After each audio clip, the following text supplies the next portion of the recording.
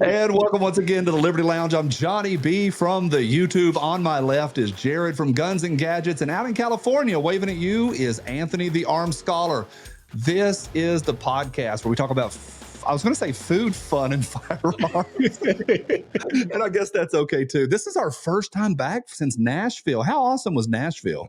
It was really, really fun. Other than the cicadas, what we were just talking about. We were under the cicada attack. Anthony, how cool was it just to, we get to do a lot of stuff. We've talked about doors opening, and we've got really fun people that watch this, and we appreciate you guys, however y'all find us. It's awesome. We love it. But there's another level when you walk into T.Rex Arms. I mean, Anthony, we were just looking at each other, weren't we? It was awesome. Yeah, that trip was a lot of fun. I mean, obviously it was fun to hang out with you guys, of course.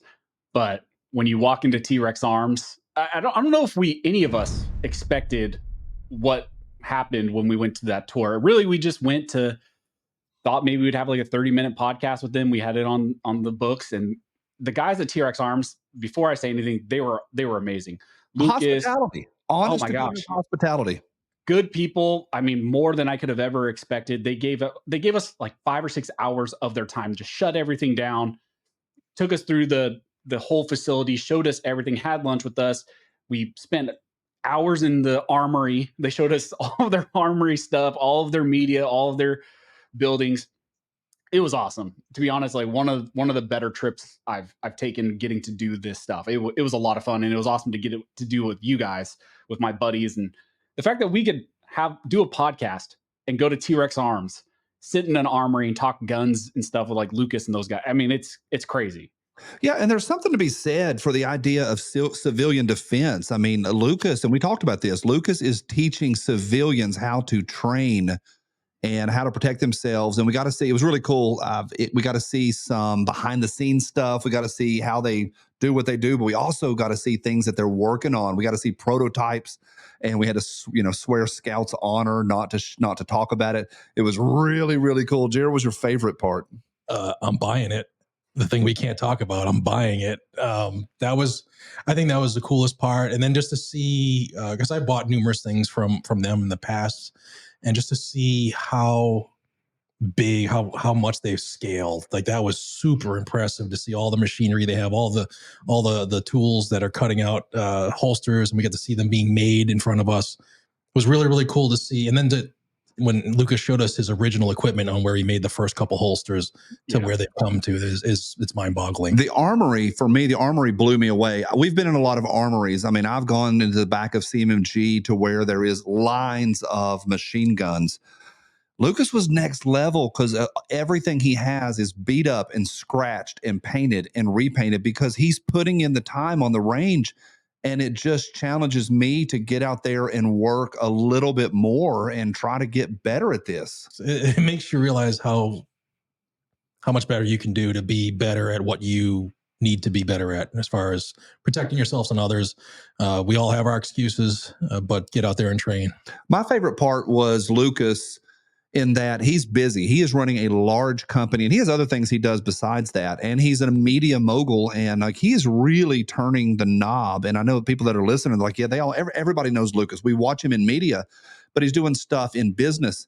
And I figured, like Anthony said, we'd have half an hour with him, 45 minutes. And I figured we'd have a handler to walk us. Nope. He had lunch with us. He engaged. He talked. He asked questions. He was funny. I was honest to goodness blown away. So my favorite part was Lucas. Your favorite part was getting to see all the toys? Well, I mean, 1B, yeah. Lucas was I was floored at how hospitable he was, how open he was with us, and just how he treated us like we were just one of the regulars, which was pretty cool. Anthony, what was your favorite part? Yeah, it's hard because obviously the armory is the cool factor, but it really was just the people. It was hanging out. I mean, we legitimately got to hang out with Lucas. We legitimately got to hang out with like Isaac and all the media people and walk through all their facility, meet everybody who works for them. We walked through the entire holster making facility, the nylon making facility, where they ship everything, where they sell all their eBay stuff. We got to see, they opened everything. We got to see their ammo storage room and behind the armory. But yeah, I think it was really cool that how much time we got. And I mean, I know you guys can speak to this too. I mean, we get to do a lot of things in this community. And sometimes when you go to facility tours or you meet people, you meet new creators or whatever, there always is like a feeling out period, of course. And you never really know how people really are going to be because you see a lot of people online and you hear a lot of stuff online. I was very impressed by Lucas, Isaac, and everybody that works there at T.Rex Arms. They were very professional. They were very open and they were just fun to be around. Just a bunch of guys and girls that were fun to have conversations with. And they were very open with us. They joked with us. They told us stuff behind the scenes, showed us prototypes that Lucas wasn't supposed to show us. And all of his guys in the back room, like, hey, why are you They showing got these twitchy. Yeah, they got really twitchy. So twitchy. Yeah, so just a lot of that stuff was so much fun. And they were just it was an awesome experience. And I would love to go back. I know they said like we can come back whenever. I know some people are saying, are you guys going to go shoot with them? Of course, we would all love to go shoot with them. Nope. Johnny doesn't want to. Why would I go shoot with Lucas? Like, there's no point in going to shoot with Lucas Botkin. Like, why? How about I go watch him shoot? Let's do that. But I'm not going to stand next to him and fumble with the magazine and drop it and go to fire and my safety is on and drop my right. No. Iron sharpens iron, brother. No, morons look like morons. You don't think I think it would be fun. I mean, also it's one of those things experience. How many people get to say they go and shoot with Lucas and the T-Rex people? Here's a good story for you. We were at Name Drop Thunder Ranch one day and hanging out, having a whole week. Some of y'all have heard this story. And I spent a whole week we're doing long distance shooting. And just to my left all week long was Taryn Butler. If y'all don't know Taryn Butler, it's the guy that trained John Wick. Literally, you've seen those videos of John Wick running down and shooting at that range. That's Taryn Butler. The dude is one of the flashiest pistol shooters of all time.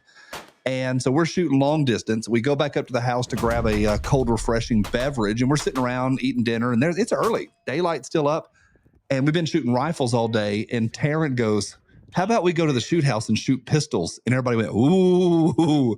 So everybody jumps up, grabs their hearing protection, their eye protection. They take off, and they look back at me, and they're like, "Johnny, are you not going?" Nope.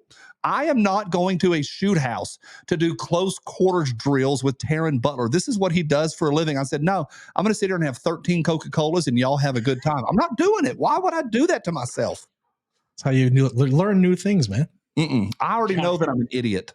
I'm an old dog. I don't want to learn anything new. I'm good to go.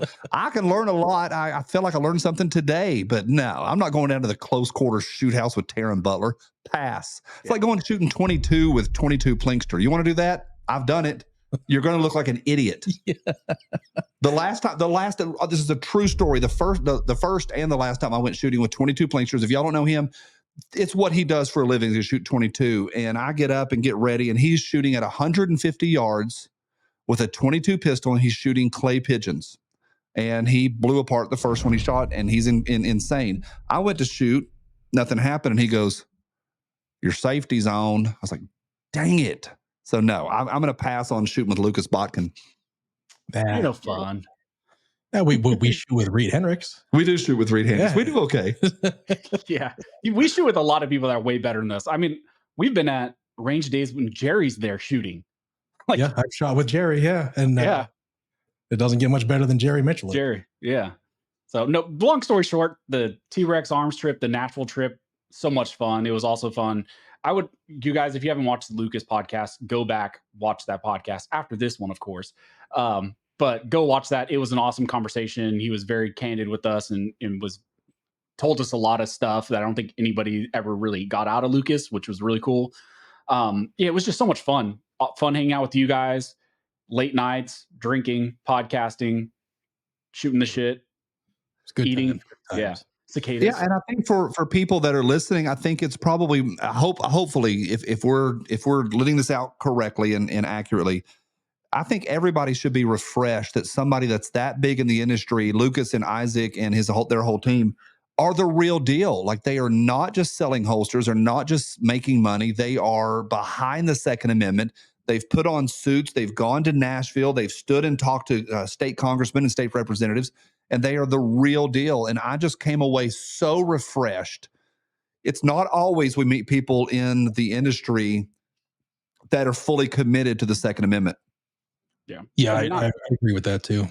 And not always people, just not always people. I mean, how many times have we met big guys or big CEOs of companies and they are just suits and ties or really just full of themselves. I did not get the sense at all from any of those people in there. And they definitely have the cachet in our community to treated us like that. They definitely could have just been giving us 30 minutes and like, hey, okay, we gave you time. See you guys. Or just giving us a handle, like Johnny said, and walk us through the facility. But they give us all the time that they had, and they were super personable. And yeah, so I can't speak highly enough of them. I really bought all their stuff, enjoyed their content as it was, and it just kind of elevated them in my mind. So real quick, if you guys and gals are watching this podcast, the video form, please do us a solid and subscribe to the channel if you haven't already. Like the video, help us. YouTube's doing that crazy thing where they're making it more difficult for Second Amendment creators. And also, if you wouldn't mind heading over to Spotify or Apple or wherever you might listen to podcasts and download the podcast and subscribe there as well. It helps us, which is what we want to do, is get the information to more people because this is fun, and hopefully y'all think so as well. All right, speaking of going to the range, I just got back. You can see I'm a little bit flushed from the sunshine. I just got back from spending the day at the range with 4 young shooters. They're all 22 years old, and it's really, I got a couple things that were takeaways I was thinking about on the drive home. But they're all 22 years old. They're all in college, and they are in love with firearms. I mean, they're eat up with it, and they buy stuff, they sell stuff. They're trying to build out guns. They watch. They went through who and what channels they watch, and they're eat up with James Reeves and of course Garand Thumb and all the guys. I'm leaving people out, but they're eat up with all that stuff. But I think for me, I really tried to make it fun. I was a range officer today. I tried to make it a lot of fun. I took a lot of extra ammo. They're college students, and so they were really conserving their magazines, and they would shoot like 7 and stop. And I was like, hey, there is a giant bucket right there. Wear it out. And it was like little raccoons just digging through the bucket. And then they were, shoot. They would go ping, ping, ping, ping, and then get excited and then try to go really fast. They'd miss. So I'm throwing down $20 bills and saying first one to get 20 in a row gets $20. And they were in a competition. My point is I tried to make it fun. I feel like this. Here's one of my takeaways. I feel like we have a responsibility to make shooting fun for young people, to make it enjoyable, to teach them some safety. I worked on some triggers with one guy. I worked on stands with another guy. The average hunter and shooter in Tennessee today is almost 60 years old. Shooting sports are going the way of the dinosaur. How important is it to be out with the young people? I think it is huge, a huge thing. We need as many people in America to be proud of being American, and firearms is part of the fabric of being American. But we also need to have those kids get involved. Like I just did a video on my channel the other day. There are almost 10 million hunters and gun owners in this country that aren't even registered to vote. And in Tennessee, there's over 311,000 of us. So yeah, get those kids involved, get your neighbors, your family involved, but not just involved trigger time, but involved in keeping that right as well. Anthony, you ever get an opportunity to shoot with young shooters? I know we do a lot of shows, and you get to meet a lot of your people out in California at your shows. Do you ever get to interact and rub shoulders with the Utes? Yeah, I mean, I've gone to a lot of range days. I'm going to a range day actually this weekend in San Jose, but it's more for a friend who's opened up a gun shop and a range. I've spent a lot of time shooting with all kinds of people. I've never done like a dedicated, under 30-year-old, range day where I'm ROing like an old man like Johnny. But I think it's really important. I mean, it really is important for the next generation. I know sometimes it's thrown out there like, oh, we got to do it for the next generation. It's very, very important because like Jared said, the demographics for firearms in the next generation and just advocates for the Second Amendment at large tends to be a lot older. And so it's our responsibility to bring up the next guys and get them interested in firearms. And that's why guys like Johnny mentioned, Garantham and James Reeve and Lucas and all those people are very important because they kind of serve as that first entry into the community. And then people, oh, this is really cool. This cinematic thing from Garantham, really, really cool. And then they start watching my stuff, Jared's stuff, Johnny's stuff, and they get really, really engaged with the actual cause and supporting organizations and helping locally. I think as a community, we always can do better. Even just taking out groups of those guys to go shoot and young girls and just having a good time. And giving them ammo so they don't have to worry about it. So yeah, I think it's super important, and kudos for you, Johnny, going and doing that and giving them all your free ammo. It was expensive. Like I threw out a lot of cash gifts, and one of the couple of the guys there, I have built rifles with them. One of the 22-year-olds was my son. It's three of his buddies. And for me, I think my favorite thing is because, they're 22. So we've had years now from when they first got their first AR. Reed was there and he had his arrow that he and I built about a year ago together. And I'm like, don't you tell your mother who built this for you. And it was super interesting for me talking through them. And JB's been texting with them for years. Hey, Reed says this and Grant says this. He's trying to buy a new gun. What is it? A Mosin Nagant for $140. And I'm like, that's awesome. Like, if he's excited about it, go for it. But when they started getting into ARs, because they're broke college students, they were buying the ultimate cheapest crap that you can get on the market. And I used to just preach to them, get the better one, get the better one. And today, just this morning at 12:30 a.m., Timmy went and got his first Geisley, and he had leveled up to a better rifle, and it performed fantastically. But I looked at all four of their setups, and they're all in the big boy league now, and it's so good to see. Jared, do you remember when you first, or did you start with the good stuff? I know you've been in SWAT team and you were handed good stuff to work with, but were you ever able to afford and finally get to level up? Yeah, that's a good question. The first AR that I ever bought, like a full gun proper, was a Stag Arms. But before that, we mentioned a couple weeks ago, I built some lowers on my own, some poverty ponies, and had some cheap uppers. But speaking of trash guns, we got a lot of heat about that. But Anthony actually tested one of those trash guns, didn't you? Oh yeah. So yeah, for people that are getting caught up, we had a conversation the other day. I'm glad we got here. We were having a conversation the other day about poverty ponies, and which my first AR was a poverty pony. And then, PSA used to be really, really cheap. They're sort of up in the mid-level now, a little more respect. But then we heaven forbid we tell the truth, and we kind of trashed Bear Creek Arsenal. And I just want to laugh about it, eat my popcorn, and move on. People went nuts in the comment section. Anthony put his money where his mouth is. Anthony, what did you do? This is awesome. What'd you do?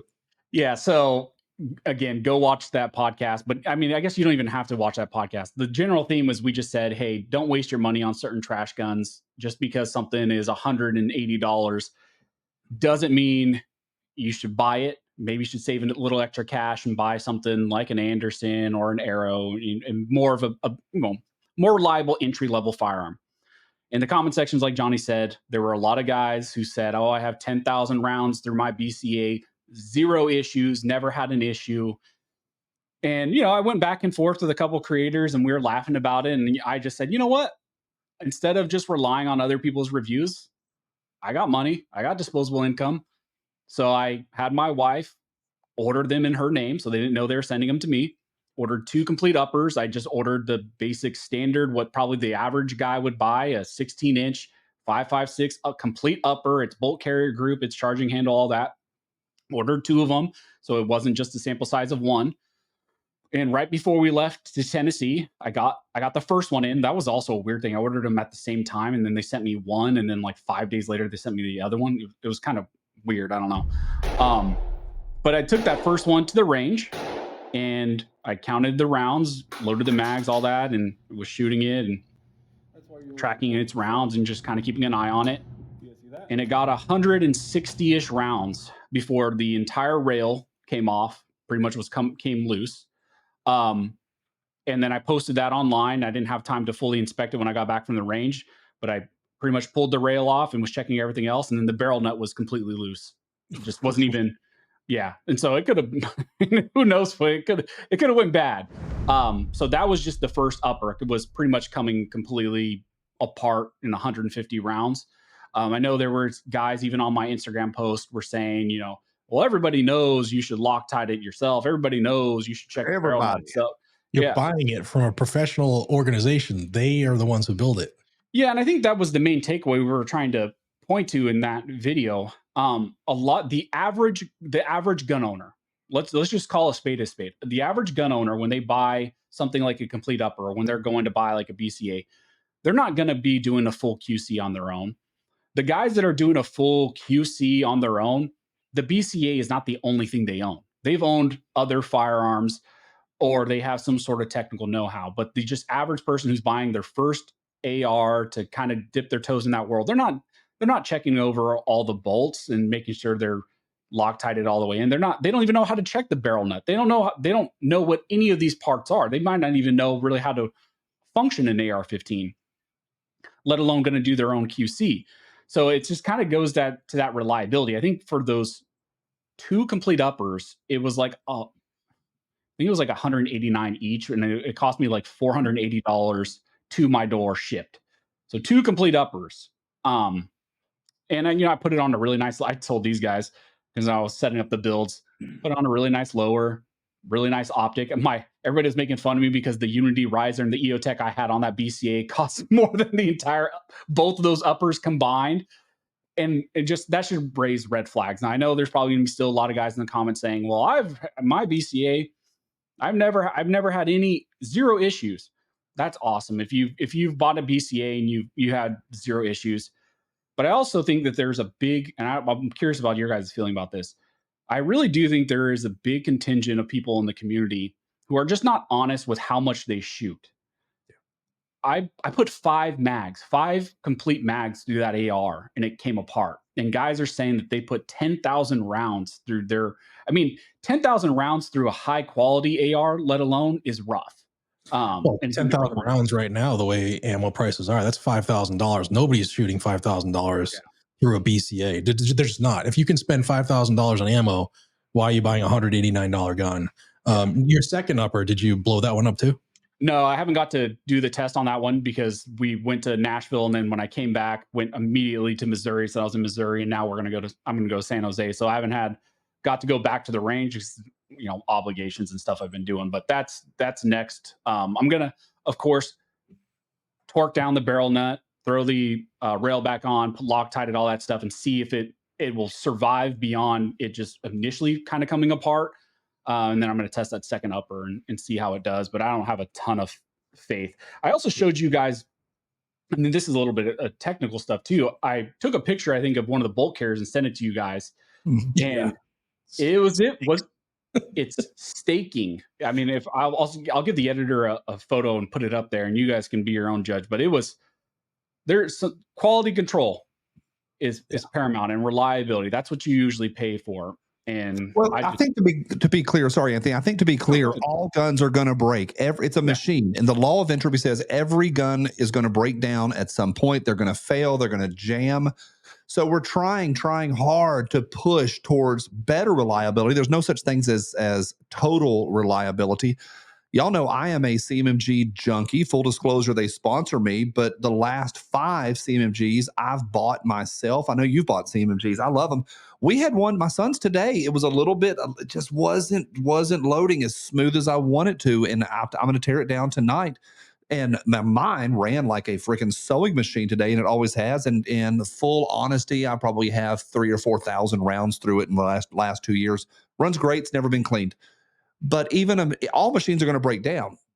I think people have 2 things. One, they don't understand sample size of 1. Yeah. And that's a challenge. But 2, we have this rigidity of holding on whatever brand we bought. We've got to fight that's the right brand, that my purchase was great.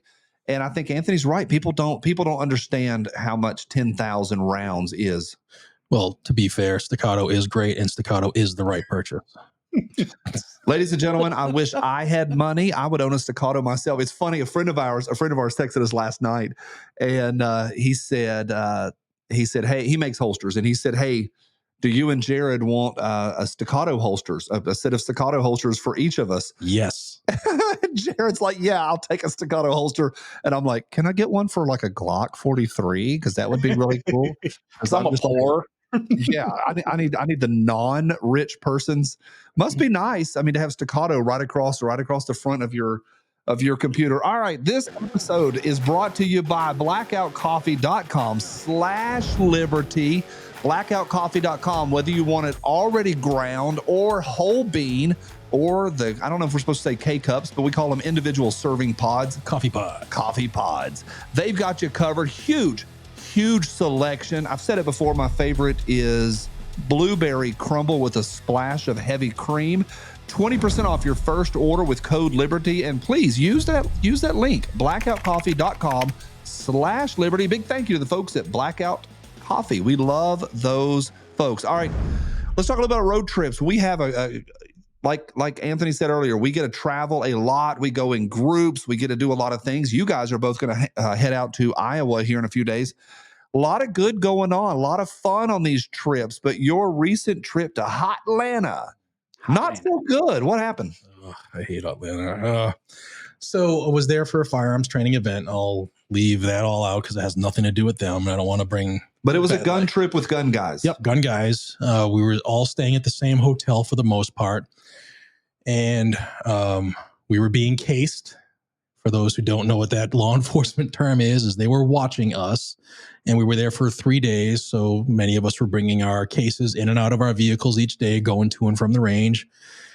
And the second night, actually that morning, I woke up, got out of the shower at 7 a.m. and I noticed an odd notification on my phone in a color that I've never had. And it was OnStar.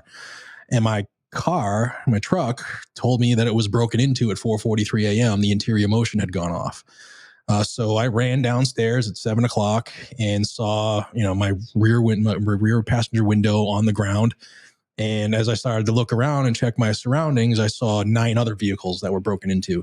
There were probably 58 cars in that parking lot, but the only ones that were broken into were our vehicles, only the trucks, not the cars. And here's the kicker of what people need to understand.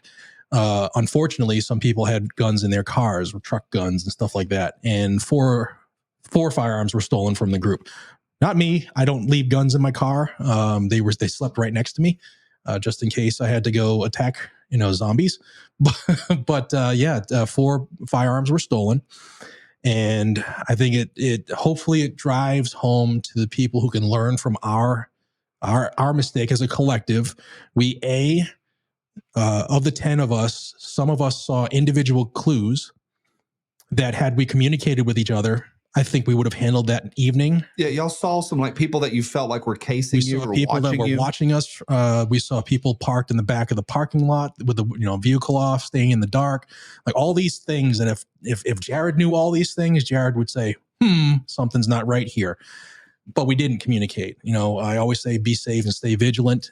So number one, a failure. You said there's a breakdown of how y'all got all broken into. Yes. 1, failure to communicate with your team. Correct. Also, the biggest one is believing that your vehicle is a safe. Your vehicle is not a safe. And if people want to get something bad enough in a vehicle and they have the time and the opportunity, they will do it. We had I know at least one of the guns was in those clamshell quote unquote lock boxes that you can tether with a cable around your seat rail. They just cut that stainless steel cable and took the whole shebang. So those who did have guns in their vehicles that they didn't get had proper vaults. One was a vault under the back of the back seat of his pickup. Another one had a vault in his armrest. So if you are going to do it, use something that is going to be a little more of a deterrent. I don't like to leave guns in cars, especially my guns in cars. But what do you guys think about that? I mean, I saw the look on people's face. And the worst part is there's 4 guns that were owned and operated by solid Americans that are on the street in Atlanta by some scumbags. And we can get to the law enforcement response or lack of response later, but it was not a good day. Anthony, what's the situation with firearms in cars out in the California? Generally, whenever you're transporting any firearms, it's unloaded in a locked container, unless you have a CCW. Then there's nuances to that about having ammunition separated from certain areas, and there's a lot of debate about that. But I generally don't recommend people leave firearms in their vehicles. The only time I think maybe it's okay. I mean, obviously, people do whatever you want. I'm not the government. I'm not going to tell you what to do. But I mean, a lot of that is just also being a smart American, especially if you're in our high risk areas. Now, I know, like, John, I think we talked about this a little bit. You talked about, like, there were guys who would drive around in your neighborhood and they would just have their truck gun in their vehicle, because the crime rate is just not the same as it would be in Atlanta. Obviously environment dictates what's going on, but it also should shine a little bit of light. Like those clamshells, we all knew, everybody puts those in those clamshells. We know that that's not the most secure thing. Anybody with a bolt cutter can get through those. We all know that. Obviously, these guys or whoever were prepared. They were casing you guys. They knew what vehicles to hit. They saw you guys had firearms and they were prepared for it. Those vaults, they're usually really expensive and people don't buy them because they're expensive, but they're expensive for a reason, because they deter these types of things. Now, they're not going to completely stop these. Obviously, if there's anyone has enough time, they could probably get into even those vaults. But those guys, I think, were probably just moving super fast to those vehicles. They had 20 vehicles they could hit, and they were just going to take the easy targets. And it sounds like that's kind of what they did. And again, it's unfortunate. It's one of those things where we also sometimes need to be a little bit more vocal, even with our community. I know, Jared, you're probably I'm sure I know a lot of those guys that were on that training event with you. I know sometimes we just don't want to say stuff because we don't want to sound paranoid, or, oh, you're that weird guy who's trying to be hyper vigilant and the sheepdog and being super paranoid all the time. We don't want to be that guy. But then sometimes if you get that weird sense on the back of your neck, something's off. You got to speak up. And, it sounds like they were just a failure of communication. So this is an easy conversation to have in hindsight. I mean, when you put things together, oh, well, I should have known this or I should have known that. You see somebody, it's Atlanta. There's going to be somebody sitting, a creepy dude in every parking lot in Atlanta. I think it's easy to kick yourself and say, we should have known. What was the damage to your vehicle? How much? $4,000. $4,000 from knuckleheads. I don't know. Like Anthony said, like in every area is different. I am not prescriptive in what I challenge people to do. I came straight from the range to here today. I have a rifle out there that's worth more than my first car, and with all the bells and whistles on it. So it's a Bear Creek Arsenal. It is a Bear Creek Arsenal with 50,000 rounds through it. Never a problem. And it's just out there it's not secured. It's the doors are locked. The windows are tinted, but I'm not worried about it at all. I won't leave it overnight in my car, but I probably wouldn't worry. If I woke up one morning and I had left a gun in the car overnight, I wouldn't freak out. I wouldn't kick myself. So this is a really safe area, but Atlanta is it's bullcrap on a stick. There's great people in Atlanta. There's great areas in Atlanta, but you go to the wrong neighborhood, it's bullcrap on a stick. Moving forward, Jared, how is this lesson? You said communication. You said your vehicle is not a safe. I'm saying different areas, different strategies. What'd you learn from this? Next year, whoever broke into the cars, if you're listening to this, don't come back. We're doing patrols. We're doing 2-hour patrols. No, you're not. Yeah, we are. We're going to watch our own. You're not doing 2-hour patrols at a hotel. This is the gayest thing I've ever heard. All right. Well, if we had known what we saw and we did it, nobody would break into the cars. You are not doing patrols in the middle of the night. I'll take your money. You're not. It's 2 hours. Everybody already agreed to it. It's 2 hours. You agreed to it a year before. Y'all are going to go down there and you're going to have a good time. I'll do it. After the show, you're going to have a couple beverages and you're going to walk back to the room and go, hey, I'll see you at 2 a.m. for my patrol, and you'll sleep through it. But also, I guess I have a question. Did everybody drive up their own vehicles there, or were there rental cars? Because I know when we go to events, some people drive up if they're close enough. Some people do rental cars. The cars that weren't hit were rentals. Most of them. The pickup trucks were guys, or SUVs were people who drove their stuff down because they live generally in that vicinity. Yeah, my thing is I get you're going to patrol to protect your vehicle, I guess, getting the window smashed. But for me, it's my window gets smashed, whatever. Would I want one of my friends, one of you guys, to get in a confrontation just to protect your window? No. How about everybody just don't keep your crap in your vehicle when it's especially in a high risk, hotel area now. Just bring your stuff in. Of the 6 other people who got broken into, they didn't have guns in their car. They didn't have anything of major value, and they still got smashed and grabbed. So when I say patrol, the parking lot was a little bit twice the size of the parking lot we're sitting in right now. And you can patrol that by sitting your ass down with your windows open. Out the window. Oh, no, just be visible. You guys don't, maybe you wouldn't, but I've done it before and I have no problem doing it again. All right, all kidding aside, because I think that patrol a year from now is the gayest thing I have ever heard of. We're gonna patrol the parking lot in the hotel. and now we're going to catch the bad guy. Do you know why we're going to do it? Why? Because the cops sucked. Oh, yeah, you did tell me that. The Yeah. cops did suck. So, well, the cops sucked. So I'll do it myself. All right, all of my shtick aside, it's and this is a challenge. Here's a hard part. There's bad people everywhere. I get that. However, if you know ahead of time that I'm going on an optional trip to Atlanta, why even book that trip again? Well, I went to support our mutual friend in his event. He's been asking me to go for 4 years, and it's usually used to be in Missouri. Now he lives out in the Smyrna area, so I decided to go down and support him. I spoke to the group to try to teach them some of the skills that I have to make them better at what they do. And Bob's your uncle. My truck will be back sometime mid-July. It's tough. I respect that answer. This is a mutual friend that we have, a really good guy who's doing a lot of good in a lot of neighborhoods that probably he does better in those neighborhoods than I would. And I think it's amazing. So, props to you guys. And it's tough. It's really tough to do work like that. I'm going to call that missionary work. I feel like I did a little missionary work today with the boys, a little different. Question, Anthony, what's good going on? We haven't had an episode in 4 weeks. We haven't gotten together. We've had episodes every week, but we haven't been together, the three of us online. And I know we text every single day, but I'm going to leave the floor wide open to you, whether it's digital stuff that's going on in the world, stuff that's going on in DC, or going on with you in California. What's the best right now?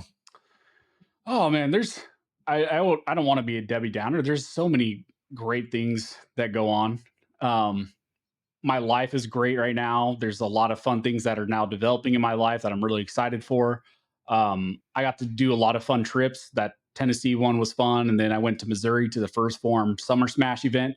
That was a ton of fun. I'm going down to San Jose to do a range day for a buddy here this weekend. And then we're going to be in Iowa at Gun Con with hanging out with more buddies. Like so much fun, so many amazing things going on. On the legal side, a lot of fun things are happening. Today we had yesterday we had an ATF preliminary injunction happen. And then today we had a vacatur of the pistol brace rule. And in a couple of weeks, we're going to have Supreme Court decisions hitting. So there's a lot going on, a lot to be super optimistic about. One of the interesting things, I know we brought this up maybe a few podcasts ago about the election. I just realized that the first presidential debate is supposed to happen here on the 27th. And I have heard nothing about it. So I don't know what your guys' take. I think Johnny's shaking his head if you're listening to audio. I also have big doubts. I think the chances of Jake Paul and Mike Tyson fighting before that are better. They've already postponed that fight. I think the great debate is it ain't gonna happen, Anthony. Yeah. From Jake Paul to Conor McGregor 303, where's your scale? Like how reality do you think this is gonna happen? Is it more likely than you can't put things past the DNC. Remember that one debate, the last debate they had, that when Biden was staring up in the ceiling and his one eye was red and everybody's like, he's reading because he read, like he had that thing inside of his eye and he read and they had hyped him up. State of the Union, they had him cranked up on adrenochrome or whatever the lizard people eat. And so I don't know. I saw him yesterday and he was just like a zombie walking around, had no idea what planet he was on. I don't know. Maybe I'm saying that debate's not going to happen, but they may just pump him full of chemicals. Jared, where are you at? Are we going to have a real debate? I think we might have to because Joe Biden is the one who talked himself into having to do them. He's the one who challenged him anytime, anywhere. But I think it's funny that the Trump camp has said we're going to do I'd like to do drug tests before that debate. I didn't see that. They want to do a drug test? Yeah, they want to drug test Joe Biden the day of the debate. Yeah, it'll be great. That ain't gonna happen. No, I don't think that ain't gonna happen. That's gonna be a whole rigged. I mean, they were already talking about no audience, yada yada yada, all these things. If it does happen, who knows? I mean, with Biden pooping himself on stage recently. The debate will be brought to you by Pampers. Please click the link below for Pampers. Use code Biden for 20% off your first poopy purchase. Jared, what you got? Whether it's digital or stuff at home or stuff in Tennessee, what's going on? What's good? Besides the travel we already mentioned, I'm actually pretty excited. I got invited to go as a member of the press to the RNC. So I'm going to be able to rub elbows with some people like delegates and the like and speakers that I am supposed to get a few minutes with here and there. And I have some tough questions for some people that need to be asked some tough questions. So we'll see how long that lasts. But I think it's humbling that people think that I should be there. It's amazing. I never thought, starting a YouTube channel, I never thought I would be at the RNC. That's just humbling. To be clear, you absolutely should be there. And I'm not just saying that because you're my BFF, but no, you should be there. Anthony, what you got? No, I think that's really important. I kind of wanted to springboard. So I might be going to that as well. I think me and Jared were talking offline. I was invited too, but I already had another obligation. But I think I'm going to do a quick turn and burn and try to do the last 2 days, fly from Portland to, what is it, in Wisconsin, right? Milwaukee? Yeah, Milwaukee. Yeah. I'm going to try to do a turn and burn. But one of the things I want to springboard off of, and I know we talked about this offline and you alluded to it here, and I see a staccato thing on your laptop. One of the people I think everybody in the community is always interested in talking to is, of course, Miss Tulsi Gabbard. Let's talk about it, because we've talked a lot about this offline, and I think that's one of those people that there's a big question mark. And I know, Jared, you've done videos about her as well. Oh yeah. And one of the things I saw recently was there's a lot of people in the community right now. And I'm not going to say the 2A community. I'm not going to say the gun community, because I don't really know how to categorize this. And I honestly don't know how I really feel about this. But they've been pumping her up a lot. People in our community. We have companies, firearms companies, that are dumping a lot of money into Tulsi Gabbard as this big pro-gun person, and yet ignoring a lot of her history. And then also a lot of times just excusing it by saying, oh, she's made statements recently about being pro-gun or people misinterpreting her. I'm curious what you guys feel about it. I know Johnny's probably super opinionated about this. I know, Jared, you've done videos about it. I personally do not trust Tulsi. I am I don't want to say disappointed in people in the community that are propping her up. I get it. Everybody gets a second chance. But I feel like on this issue of the 2A, she is not the person that we should be dumping all this money into and propping her up. I get it. People can change their opinion. But then to prop her up as the big 2A person that we should all be rallying behind and dumping all this money into her, and oh, look how amazing she looks going to the tactical games, and oh, look how hot she looks in her vest and running around there like Johnny's doing. I don't care.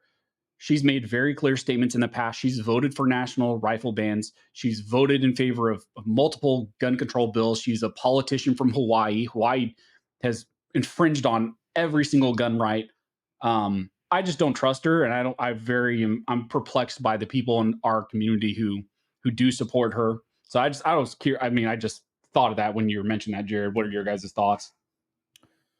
Well, the reason I said yes was because I'm supposed to get some time with Tulsi, and she's the reason I'm going, because she's the one I'm asking the tough questions of. She needs to address her voting record.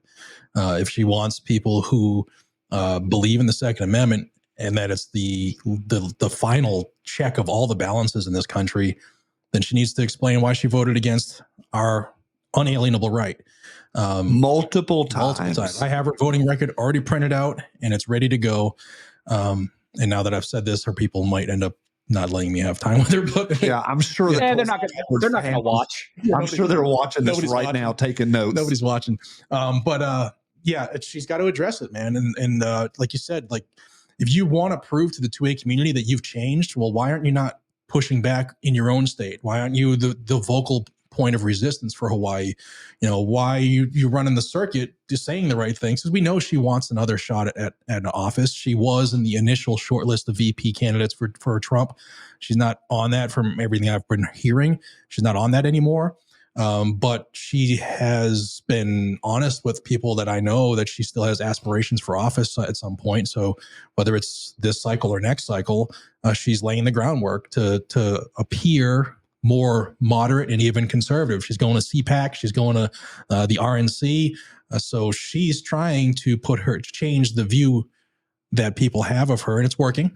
But I want her to address her voting record, because I think that's what matters. When you're in the people's house and you vote against the people's right, you need to come to tone with that. She's a rhino, and nothing but a rhino, will always be a rhino. At this point, she will say whatever it takes to continue her political career because it beats working.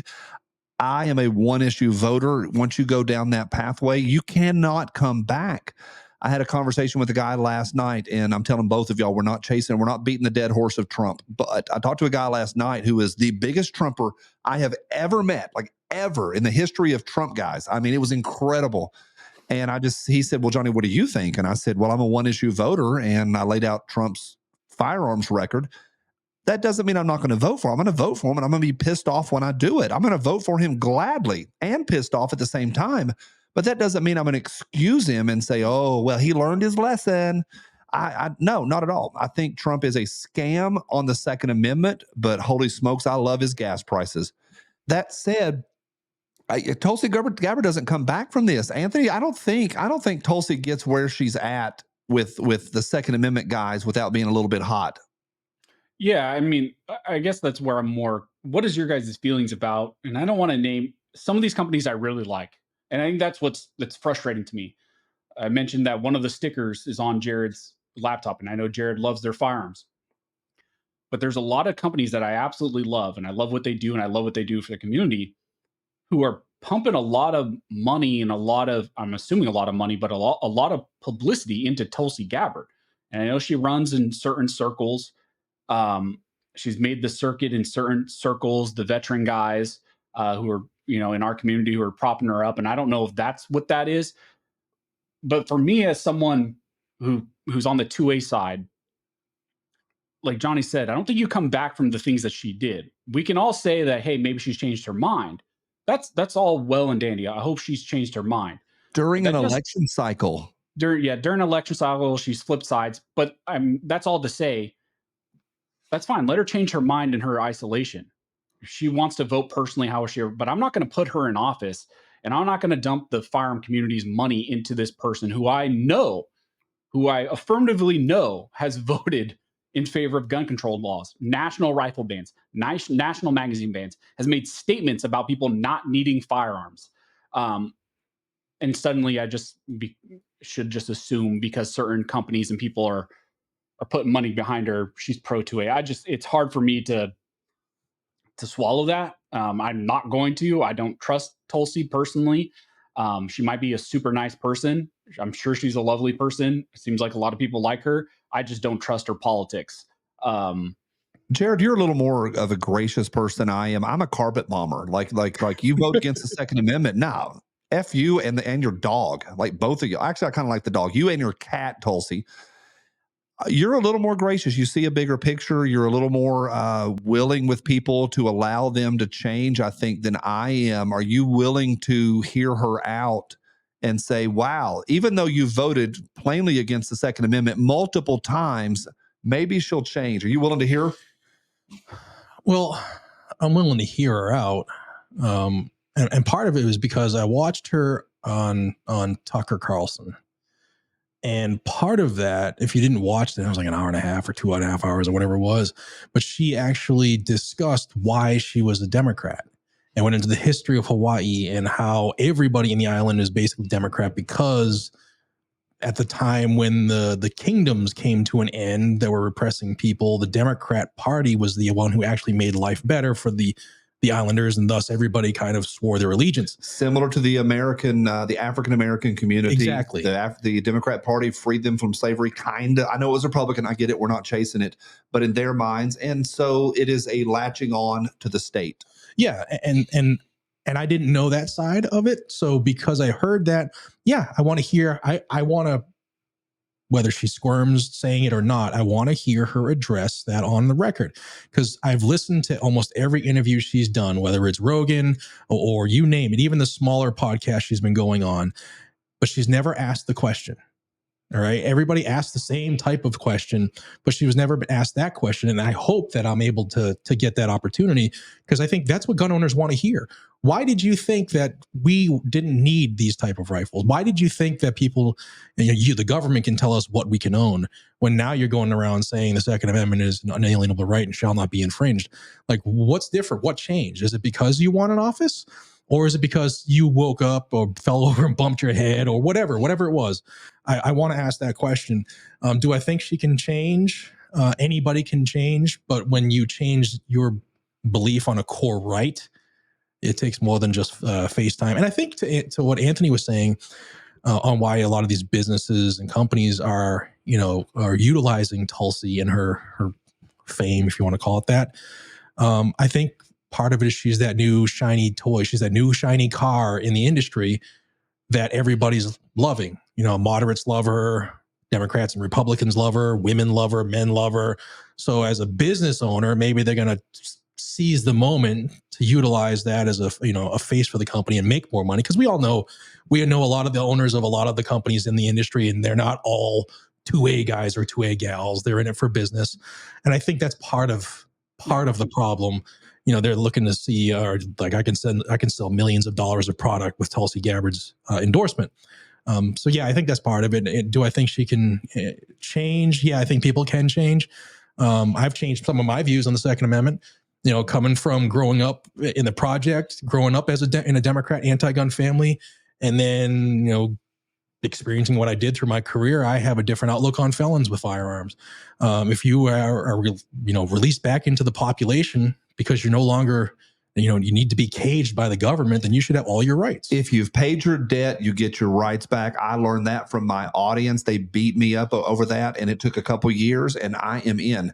I know there's other areas if they were rapists or they were and I get it, but the average guy or gal they should have 100%. If I'm not safe enough to release back into the wild, then don't release me. And if I've not paid my debt, then make me pay more debt. But if I have, give me my rights back. Yeah, I've changed too.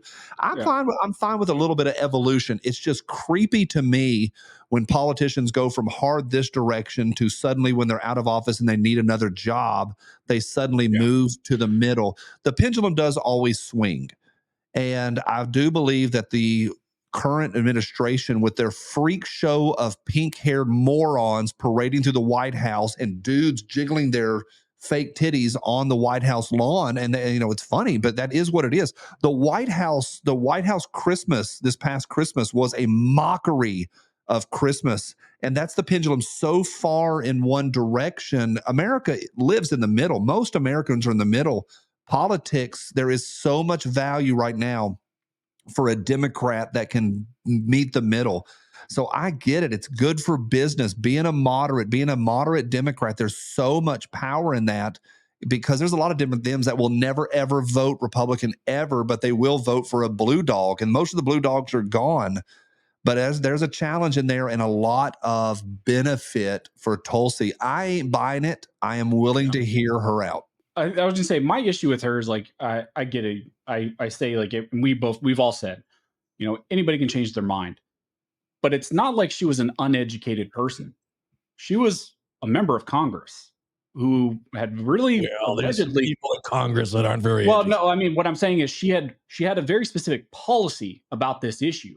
So you would have to assume that either it was being flushed into her because of special interests, Everytown's, Giffords, whoever. Maybe she took money from them. I don't know. And if that's the case, then there should be huge red flags behind her. Or she was uneducated on these topics, was a member of Congress, voting in favor of banning firearms when she was uneducated on them. And now all of a sudden, when she's out of office, flipped parties. Now all of a sudden she's educated on them and super pro 2A and is doing the rounds of hanging out with firearms companies and going to and shooting and doing all that stuff. I mean, and I just don't buy it. I'm sorry. I just don't buy it. I think a lot of this has to do with companies just utilizing her for sales, for clicks on Instagram, for pictures that they can put on their website to sell certain firearms, and also just be friends with certain communities within our own firearms community. And I'm not saying the 2A community, because I don't necessarily always, the gun community and the firearms community is not the 2A community. There, like Jared alluded to, there are plenty of companies that make money off of firearms, but are not pro 2A. And I think what we're seeing is a lot of that when it comes to Tulsi. I mean, I think opinion on this too. Like, I'll play devil's advocate. She was overseas, did a couple tours at war, in the theater, in the sandbox. Do you think that her views might have been because she was in the military, a la you name anybody in the bro culture that sometimes tends to think that, you know, people shouldn't LARP or people shouldn't have guns or gun Tim controls. Kennedy. The name is Tim Kennedy. Jared is alluding to Tim Kennedy, who believes that civilians shouldn't own guns, of certain age civilians shouldn't own it, that 18-year-olds shouldn't own rifles. And he believes that anybody that trains like we do are LARPing for And the militia adult. means militia means a well-regulated militia means government gun control. Correct. And he also, he said gun control is good. Yeah, that's who you're referencing. But yeah, I think to your point about, she's coming out of the military. It's not all, but there is a certain number of military folks that come out that are part of the bro culture. And it's just, hey, we're the ex-Army and we're the only ones that should be the sheepdog. I'm going to say no. I'm going to say Tulsi Gabbard is a politician who will say and do anything to be elected. Anthony. Yeah, I agree. You throw out the term bro culture. I think there are guys that fall into that classification. And I think that is one of those areas where that is lack of information. That is a lack of opposing viewpoints and having discussions with people who actually understand the Second Amendment, who have studied the Second Amendment and have at least presented them with the counterpoints. So they stop saying that a well-regulated militia means federal gun control. That is not what that means. Stop saying that. Bro, anyone in the bro culture that keeps saying that, you're pissing me off. Like, that is not what that means. Our Supreme Court has rejected that argument, and that argument was being made by anti-gun groups like Everytown and Gifford. So by you continuing to say that, you are adopting an anti-gunner argument that has been already rejected. So stop saying that. But when it comes to like that bro culture, I think that's just a lack of information. That is a lack of hearing those counterpoints. With Tulsi, I agree with Johnny. It's just going with wherever she thinks she could potentially win some votes to get reelected in some way. Maybe I'd be wrong. I think Jared. I mean, I guess the whole point is like, what would be the solution? How could she win people back? I guess the only possible way would be for her to actually get elected at some point and her fight back against every piece of gun control that's ever presented, or be super on the advocacy side in her own state of Hawaii, pushing back against all that gun control. I mean, did you hear her say anything about when the Hawaii State Supreme Court said, you know, the Second Amendment pretty much concedes to the spirit of aloha? I didn't hear anything from Tulsi. So why am I supposed to believe that she's super pro 2A? And that's one of the things I alluded to earlier. Like, why isn't she doing that now? Like, even if I was her campaign manager, I'd be telling her to do that. It's if you were real in your belief about now the Second Amendment is something that we don't cross, like, that's the first thing you do is you help your state. You know, as you've sat and watched it your entire life, restrict people and can't go on the beach because of a flu. You can't carry a gun on a beach because you're a risk to the sharks or whatever. Like, why hasn't she done that all along? Because she's a scam and she's just trying to get votes. It's like you say, why is the leopard not have stripes? Well, because the leopard has spots. I ain't buying it. I'm not buying it at all. Yeah, I think this just shows like it's interesting. Like, Johnny's way over here. I think I'm probably closer to Johnny, and then Jared, I think it's just slightly to me, but given here still the benefit of the doubt. For me, I'm just I would never vote for her. I'm sorry. I mean, if I wouldn't either. Yeah, I don't know. Yeah, it's not happening. Well, I think it is exciting. Good luck to Jared, who's going to get to potentially in the next couple of weeks get to go. I'm sorry we might have ruined your discussion until season. Sorry, Jared. Jared's going to get to go hang out at the RNC. I think it's exciting that one of us is going there, and maybe two of us. I think it's very exciting. Today we've gone from car break-ins to Tim Kennedy to Tulsi Gabbard being an absolute scam of a politician. However y'all found us, we are glad you did. On behalf of Anthony and Jared, I'm Johnny B, and we appreciate you finding us, and we'll see you next time. Toodles.